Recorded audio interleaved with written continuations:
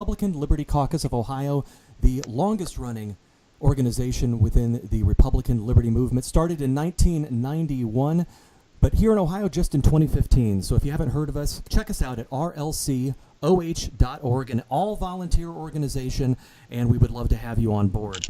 Hopefully you had a chance to join us on Saturday when we discussed issues 1 and 2 and released our endorsements for that in the upcoming November 7th general election. Right now, we are so very pleased to have our first acceptance of the gubernatorial candidates in next year's Republican primary decide to join us, and we couldn't be more pleased to have with us Congressman Jim Renacci, and I want to thank him right out of the gate and say it's just an absolute joy that you were the first out of the gate to accept our invitation. I think that speaks volumes. So welcome. Good evening, Bill. It's great to be with you. Well, I tell you what, I want to start right out of the gate because you've been making waves since the very beginning, very early on, pounding the pavement, making phone calls, reaching out to the Liberty Movement, our constituency, and so everybody wants to know what makes Jim Renacci tick. So let's just start right out of the gate with Congressman Jim Renacci. How did you get your start in politics, and how did you get to be where you are today? Well, thank you. And look, I started in Western Pennsylvania in a blue-collar union family. My parents didn't have very much. In fact, we had very little. My dad lost his job when we were 8, but we learned the value of a hard day's work. I was the first one to go to college in my family, paid my own way by working 3 jobs, including a truck driver, maintenance worker. So I understand what the value of a hard day's work is. And what I always saw in Ohio was a land of opportunity. I had a family over here, cousins actually, an uncle that lived in Newark, Ohio, gave me the opportunity to see how great Ohio was. Because in Pennsylvania, when you came out of high school, you either went to the coal mines or the steel mills. I went to college, got my degree, became a CPA, and then at the age of 24, came to Ohio. Started my first job at the age of 24, started my first company at the age of 24, grew that company from 1 to over 60 different businesses, everything from being a CPA, had my own CPA firm, to nursing homes, to I had car dealerships, Harley dealerships, couple bars and restaurants, golf course, minor league baseball, minor league football, and the list goes on and on. So here's a poor kid from Western Pennsylvania, comes to Ohio with a couple $100s in his bank account, lives the American dream in Ohio. And at the same time, my parents always taught me that when you're growing and going up the ladder, always make sure you're bringing people with you. So I was always a big believer in helping others and serving and giving back. So I gave back to my community. I was a firefighter for a number of years in my community. I was a volunteer on the Planning Commission, a volunteer on the Board of Zoning Appeals. It was interesting. While I had all these businesses, I had the business community come to me and say, we have a little bit of trouble in our city. It had an $80 million budget, was losing about $1.5 million a year. And they said, as a businessman, can you help change the city? I had no interest in politics, but I had always interest in giving back. I said no a couple of times. And then the business community said, look, we'll help you. We'd love for you to be the next mayor. And I did run and became mayor of Wadsworth, and with the guidelines that I would change the city and then leave. And I took the city from a deficit to a surplus over a 7-year period, 8-year period, and then I left, which is really what I always believe service is. So I call that community service, giving back. I always chuckle because if you take all those years of service as a firefighter, planning commission, board of zoning appeals, even as mayor, I didn't make very much, but that wasn't the purpose. It wasn't a job. It was just giving back and giving back service. That was really my first volley into politics, but I continued in the business world. And how I got to Washington was kind of strange because if you would have asked me 8, 9, 10 years ago, do I want to be a U.S. congressman, I would have laughed and scuffed and said, absolutely not. But what happened was one of my businesses was a General Motors Chevy dealership, and General Motors actually came to me. I was a turnaround guy. I was in business for 3 decades. So when people had problematic companies, many times I would get the phone call. And General Motors had a problem business, a Chevy dealership in Wadsworth, the town I live in, asked me to take it over. I did. I turned it around. We had 53 employees. The business was going fine. I was actually going to build a brand new location out on the highway. And then in 2009, if you remember, the federal government took over General Motors, forced them to file bankruptcy, and then picked and chose what dealerships stayed and left. that was and I was told by General Motors, you have nothing to worry about. But I can tell you, my dealership in July, it was June of 2009, I received a letter that said, you are no longer going to be part of the General Motors family. I tell people that was like being kicked in the stomach.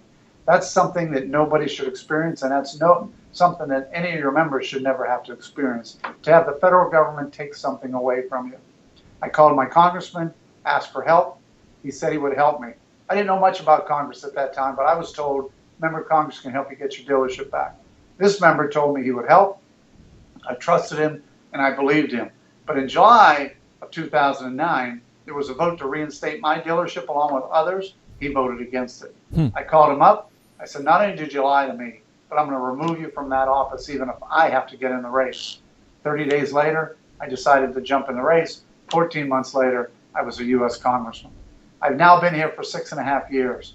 I can tell you that Washington is broken. Politics gets in the way of everything. If you're in the minority, the first thing you want to be is in the majority. So, and everybody makes decisions based on the next election instead of the next generation. So it's a very frustrating place to be. But what I have learned is, and I got to tell you, my 6.5 years here, it's been an honor to serve Ohio, especially Northeast Ohio and Washington. But I've learned so much. But I've also learned the problems. And I said one of the problems is that we continue to elect career politicians who make decisions based on the next election cycle. And I saw that while I was here. I saw Speaker Boehner say, we can make some decisions this year, but next year during the election cycle, we have to be careful because we need to make sure we elect a president. 2 years later, we can make some decisions early on, but we have to be careful about our decisions because we have to keep or get, at that time, a Republican Senate. So we always make decisions down here based on the next election, which is why we never get anything done. I also started to see, how do you fix Washington? Well, here's what I thought. The biggest problem we have in Washington, it's too big, and it's become overburdensome, and now it's to a point where it's telling us what to do. But if you go back to what our forefathers wanted, and what the original idea was, we were going to give the federal government limited powers. The problem is today the federal government has overwhelming powers. Right. I believe that the best way to fix Washington is to come back, run for governor and win, team up with a number of governors, and then take the power back from the federal government that they don't deserve nor should they have, and make sure they only have limited power, and let us get the power back in the states. So that's one of the reasons why I've decided to leave after 6.5 years. I believe that we can fix things as strong governors. I believe the states have to do it. I'm looking forward to the challenge of getting there and winning in the governor's race. And at the same time, I'm looking forward to being able to be part of how we change Washington. So that's how I got involved in politics. And of course, now I'm in the governor's race. Well, thank you so much. You actually anticipated one of my questions, Congressman. That's what what it caused you to shift gears and look to the State House. A question that I'll have: pick your top 3, 4, 5, no more than that. What are the biggest priorities you think are facing the state of Ohio right now that you can address? Well, first off, here's what I would tell you about the state of Ohio. I look at everything in a businessman's eyes, not as a politician. Today, we're the 8th most left state in the country. People are leaving on bus, on car, not left politically, they're just leaving. 8th most left state in the country. Today, we're number 1 in Medicaid dependency from the federal government. Number 1. 1 out of 4 people in the state of Ohio are on Medicaid. Today, we're number 1 in student debt. Today, we're number 47, I think it's 47, in child life expectancy. These are problems that we got to start looking at. Today, our budget in the state of Ohio, 50% of it is from the federal government. We would not be able to balance our budget in the state if we didn't have 50% of the dollars from the federal government. And the other big thing is, as many people know, we're number 1 in opioid overdose and addiction. These are all problems that we have to address. Here's the way I would like to address them. First, we have an education system in Ohio that rewards test sets and test grades versus skill sets. I want to change that. I started talking about this as soon as I got in the race. We need to make sure that our kids starting in 6th and 7th grade see other opportunities in college. You don't need to go to college to live the American dream or be successful. So I want to bring VOTEC back into the high schools. I want VOTEC to come back in. And I think I want to make sure that in sixth grade, we start to let our kids, our children and grandchildren see those opportunities. That will also help with the opioid overdose and addiction. Because the problem is, and I have an opioid task force with a number of people who were addicted and now are recovering. And they tell me, look, in sixth or seventh grade, we didn't want to go to high school or college. We didn't want to take those classes. So what we did is between the hours of 3 o'clock and 8 o'clock at night while our parents were still working, those are the golden hours. We hung out with our friends. We decided to try other things. We tried drugs. This is a problem that we can fix just by changing our education system. That's a twofer where we can change our ability for our kids and grandkids to come out of high school and have a skill set, drug-free, by the way, and at the same time also start to see those that follow a path of opioid addiction or even drug addiction to see some opportunities. The other thing I think we have to do, freeze expenditures. Number one, we're losing population, we're losing tax revenue, and at the same time we're spending more money. I want to freeze, and I've already come out and said, I will freeze expenditures for 4 years as governor. The other thing I want to do is repeal Medicaid expansion. I believe it's unsustainable. In fact, I know it's unsustainable here in the Washington, D.C. side, so we need to repeal it. What I want to do is freeze anyone that's in. I want to put work requirements in, and I want to end our dependency to Medicaid. I want to bring back a couple things from the federal government. I want to be a governor that tries to bring back Medicaid, education, and roads and bridge construction. I believe today Ohio sends $1 to Washington, gets 70 cents back. I'd rather tell Washington we don't need them and try and bring as much back as we can. I want to cut the ties as much as we can with the overreach that Washington has on our state. The other big issue, of course, is our tax system. It's complicated. I'm a CPA. We need to fix that. And the other issue that's also troublesome is the regulatory climate. I hear the career politicians say, we fixed the regulatory climate. We are losing businesses all the time. That's another issue. And the other thing that we have to look at, when every other state around us is right to work, we have to start looking at that. I have said I want to clearly look at private sector right to work. So those are the issues that I would start at. I know that it's not going to be easy. I know it's not going to happen in the first month or the first few weeks, but that's what I want to start with and move forward as soon as I'm elected governor. I think that's a great short list, Congressman. I really appreciate you writing that down. Could you do me a favor and assess the performance of our two-term governor, Kasich, fellow Republican, enjoyed a lot of support that got him into office. He obviously won the presidential primary in the state. So how would you assess his performance, and specifically what would you have done differently had you served the last 8 years? Well, it's easy for me. Look, Governor Kasich took over at a really bad time. We were losing jobs. We were bleeding money. There were some serious problems. Then Governor Kasich took, and then over the next year and a half, Governor Kasich did a lot of good things. Cut expenses, cut taxes, started to grow the economy. Things were going in the right direction. The problem is after that year and a half, he decided to run for president. And he put his energies toward that. And that's where I get back. The biggest problem we have is career politicians are always looking for the next election. So he decided to run for president, and he left the state behind. The problem is the other three candidates that are running for governor, they did the exact same thing. They decided to follow him, and they supported him all the way while he was running for president. And as we know, they didn't even support Donald Trump, even past the nomination, because many of them thought that Donald Trump was not going to win the presidency. One thing that for certain that your viewers and listeners should know is that I supported Donald Trump before the primary, before the Ohio primary, and I've supported him ever since. I've been to the White House multiple times since I've been here. He is a supporter of mine. So is Vice President Pence, is a friend and a supporter. So I have supported them. But that's the problem. Governor Kasich decided to go in a different direction. And by the way, today, he lost his values, and many of the people running and in the leadership of Ohio today lost their Republican values. I want to bring those Republican values back, and I want to change that. What I would have done different, that was your other question? Yes. If I was Governor Kasich, I would have spent 8 years turning the state 100% around, which is what I plan on doing. I'm not running for president. I'm not thinking about running for president. I'm thinking about making Ohio first again, what it was 34 years ago when I came to Ohio. That's what I want to do. If Governor Kasich would have done that, I think he could have been the next president because he would have made Ohio first again. Today we are lagging so far behind, and the only choices that voters are going to have is the same old three candidates who have been around and have done everything already, from lieutenant governor to speaker of the House to attorney general. I mean, they've had all these jobs, and yet look where Ohio's at.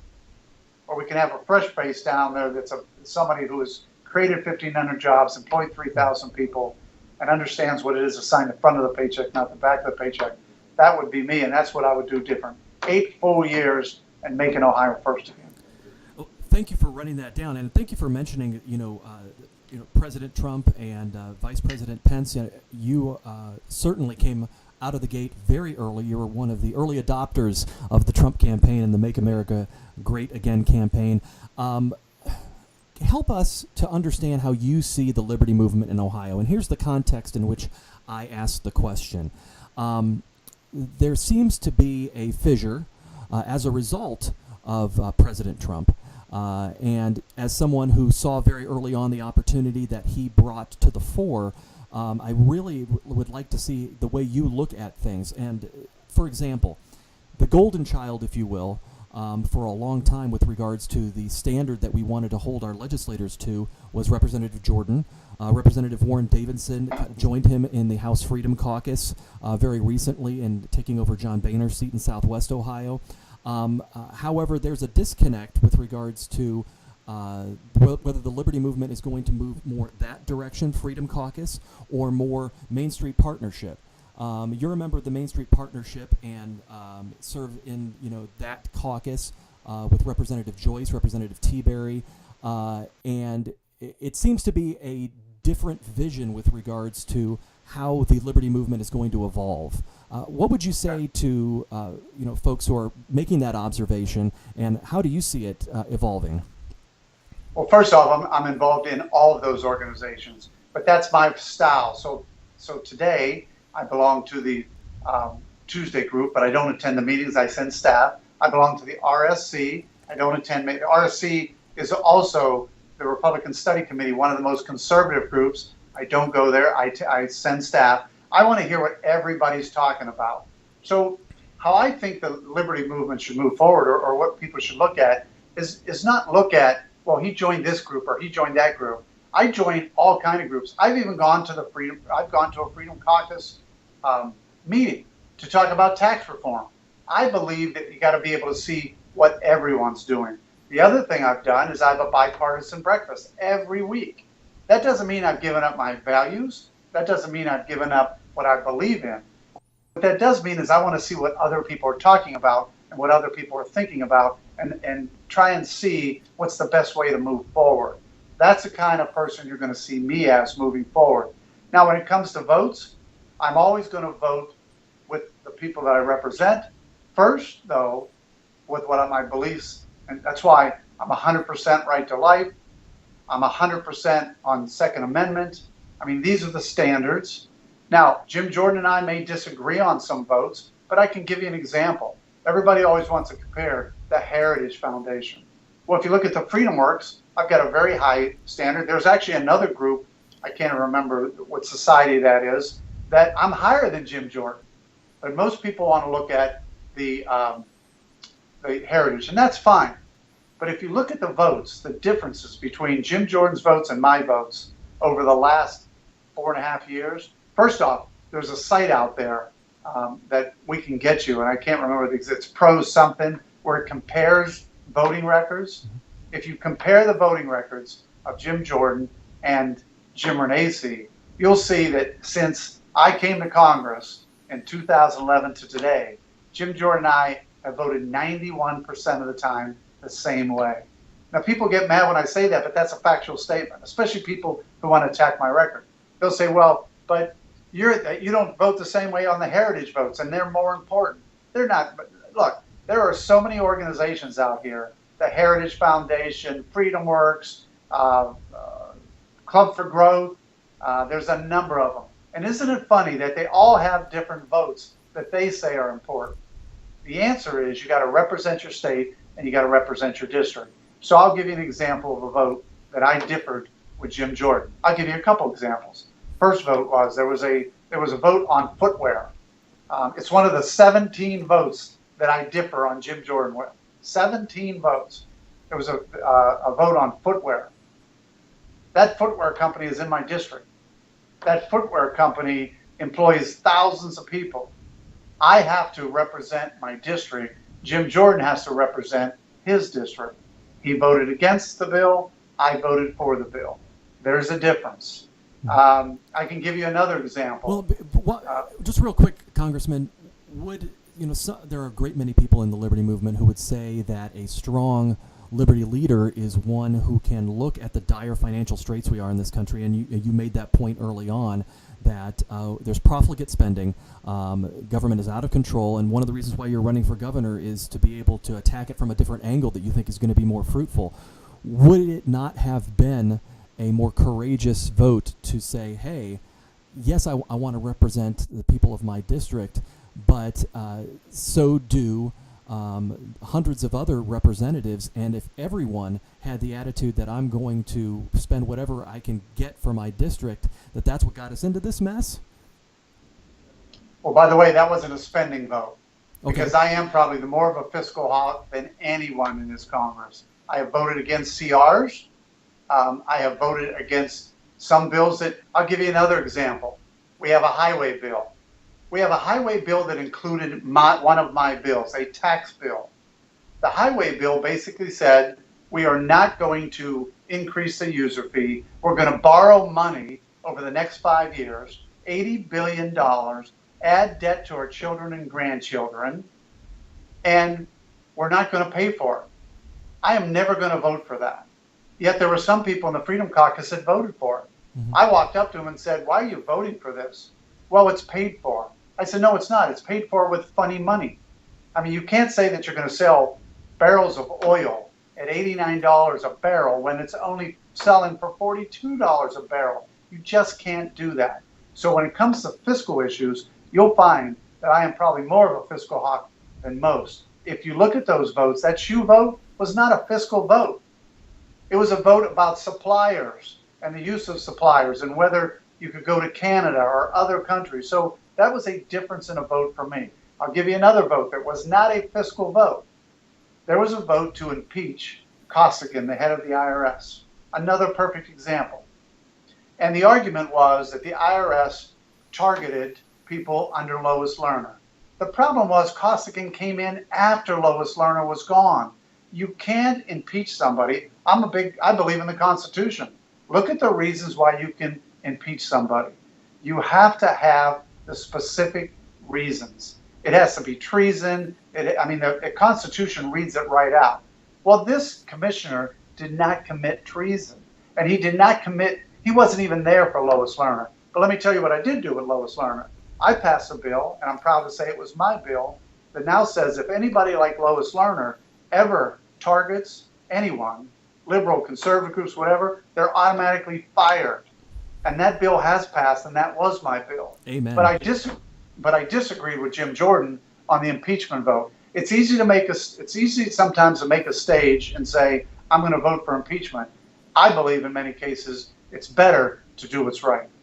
Well, you're clearly your own man and your own thinker in that regard, so I certainly appreciate it. For those who are watching, we only have about 5 or 6 minutes remaining, and if you're following on Facebook, you can head on over to our feed, which is at youtube.com/RLCOhio. I'm monitoring the chat on that page for those who are watching us via YouTube, and time permitting, if the congressman has that time available, we might be able to get 1 or 2 questions in. While we're on that path, Congressman, and first of all, it's worth noting that your competitors don't have to stand on a record like you do. So you've had to put yourself out there on the federal stage and make the votes that you've had on some very difficult issues that have a national set of ramifications, and thus the spotlight is even brighter. And so there's a lot to be said for having a record that you have to defend. It means that you've made those tough stances. So I think that's worth mentioning. One of the things. Well, by the way, I would just add one thing. I met with the Medina Conservative Forum, and I did something that was kind of interesting. I brought those 17 votes in. They didn't know what they were, And I went through all of them. Now, this is the most conservative group in Medina County. And at the end, I said, how would you have voted? I went through the vote. How would you have voted for this? How would you have voted? At the end, guess what? The majority, over 90% of the people in that room, would have also voted the same way I did. So it shows you that when you get all the information, sometimes your votes will be a little different. Congressman, there are two votes that I would like to hone in on that came from our membership that are most likely part of that list. I know they're on the Heritage, and I believe they're also on the New American Freedom Index. So, and I just happen to have this in front of me, the ratings that you were referencing. Heritage Action, 64% to Jim Jordan's 95. New American Freedom Index, 59% to 90, I believe, or 79, 79 for Representative Jordan. And two of those votes in particular, the Exim Bank and passenger rail, subsidies for both of those. Those are ones that kind of stick out to a great many of our membership as being ones that you've voted in favor of, and that seemed to go against what it is in the liberty movement we are trying to put forth. So I was wondering if you could speak to those in particular. Sure. What I learned about, and those are two perfect examples. What I learned about the Exim Bank was that I have over 1,600 employees in my district and 40 to 50 companies that rely on an Exim Bank. It's a bank that actually guarantees. So, for instance, if a company sells overseas to India, we'll use that as an example, how do they ever collect if they don't have a guarantee? So what the federal government says, because we want you to grow and prosper here in the United States, we're going to put a guarantee on that because we have the ability to go in and get that money. So we're going to put a guarantee on that and make sure you can collect. That's the one thing I never knew about, but after listening to the companies, the other thing is Exim Bank has never lost any money. In fact, it makes money. So what we have is a situation that people want to talk about, oh, Exim Bank is out there for Boeing. No, Exim Bank is out there for 1,400 employees and over 50 companies in my district. And because of that, and because it doesn't lose money, and because it helps grow the economy, and because it helps actually employ people, and because it hasn't lost anything, actually it's a revenue producer to the United States government, I voted for it, and I would stand behind that vote. That's another perfect example of, just because Heritage scores it one way, I look into the details of it. And remember, we're only talking about 17 votes. The difference between 93%, as you said, with Jim Jordan, and 56 or 60-some% is 17 votes in many cases. Because we take 2,000 votes a year or 1,500 votes a year, but they only score sometimes 12 votes a year, 24 votes a session. So when you're off just a little bit on 12 or 14 votes, you can make a big difference on your score. So scores and by the way, I always indicate, I represent the state of Ohio and the district. I don't represent Heritage. I'm going to do what's right. There are members down here that as soon as they see a Heritage vote, they'll vote for it no matter what. I'm not saying Jim Jordan does that, but I know some members who have very high Heritage scores, and they'll look at me and say, I got to vote for that just to keep my Heritage score up. I don't think any citizen or anyone listening to this tonight would want any representative just to vote the way Heritage tells you to vote. They would want you to vote based on all the information you have. The other issue is Amtrak, and I've always believed that we have to make sure, well, look, I would love to privatize Amtrak. I think we should push toward privatizing Amtrak, but in the meantime, what do we do with it? So my goal would be that we push for privatization. At the same time, I was a pilot. I tell everybody, you can't bring the plane straight down when you have a problem. You got to find the right place to land the plane, and you got to fly in a pattern so that you don't hurt anything on the way. Some issues like that, I believe we got to bring the plane down and we got to get to privatization, but I don't think you can just cut it off. If you cut it off, what happens? I do believe we need to balance our budgets, but I think there's a place to balance your budget is not Amtrak. It's what's growing our deficit. I'm on the budget committee. Our spending, our 70% of our spending is Medicare, Medicaid, Social Security, and interest. 70%. Medicare, Medicaid, Social Security, interest. 15% is military. That's 85% of what we spend. Everything else is in that 15% pot. We got to look at those expenditures, and we have. We've brought that 15% way down. When I say we brought it down, the total expenditure is way down. But if we're not going to start looking at the things that drive the debt, and that's what I'm proud of, this budget that we just passed, I was the one who said, I'm not passing a budget unless we go after mandatory spending, which is Medicare, Medicaid, Social Security, and interest. This is the first budget we're ever going to do that. And yet, We've passed budgets since 1974 and have never gone after the mandatory spending. I can tell you that I was one of the persons that pushed for that and said I would not pass another budget unless we had mandatory spending cuts. Fantastic. Well, last question. You've been very generous with your time, and we're running just a minute over, but a purely political question. Your opponents have the name recognition that you don't. So you've got Lieutenant Governor Mary Taylor. You've got two individuals who've run for statewide office multiple times in John Husted and Mike DeWine. Handicap the Jim Renacci campaign for me, and what needs to happen for you to get the notoriety, get the press coverage, and the name recognition that you need to be successful? Well, first off, I would tell you the last 8 or 9 governor races, the states that are doing very well, those governors all started out with less than 10%. There was one governor, I think it was Missouri, only had 1% name ID. He's now the governor of Missouri. It's not about name ID, it's about accomplishment ID. I tell everybody, when I go to meetings now, when they say, I'm mad at Washington or I'm mad at our state officials, I tell them, pick up a mirror and look in the mirror. And because the person you should be mad at is yourself, because you keep voting for the same people. We vote for the name ID instead of looking for the accomplishment ID. I think that has changed. I think Donald Trump has changed that. So all I ask people is to take a look at the person you know the least and get to know that person. That doesn't mean you have to vote for him, but I'm telling you, in the future, one thing I've learned in 6.5 years, don't blame Washington and don't blame the State House for our problems, blame ourselves. Because if you're going to elect somebody because of name ID, shame on all of us. But what I do believe, the people in the Liberty Coalition, as you are, or the conservative groups, or all the conservative groups, they got to start looking and deciding to stick together, take the chance on the outsider, which they did with Donald Trump, and see if it's better than staying with the insider. So my message is the same. If you knew my name, I'm part of the problem. If you don't know my name, take a look at it, get to know me, and ask questions. I'm on the web all the time. I have my own Facebook page. I'm always answering questions. But the one thing I'll promise you is I totally believe, and that's the only reason I'm running for governor now, if we want to fix Ohio, quit electing the same people. Those 3 names you said have 70 plus years of political life, career life.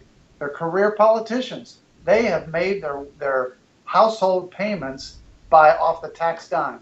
Jim Renacci has made his household payments off his businesses. There's a big difference there. So I appreciate you taking the time with me tonight, but that's really the difference. If you're happy with where the state's at, pick one of those people that's been around for 70 plus years. They've had every position, as you said, from Secretary of State to Speaker of the House. What more do you want to give them? Do you want to give them governor now?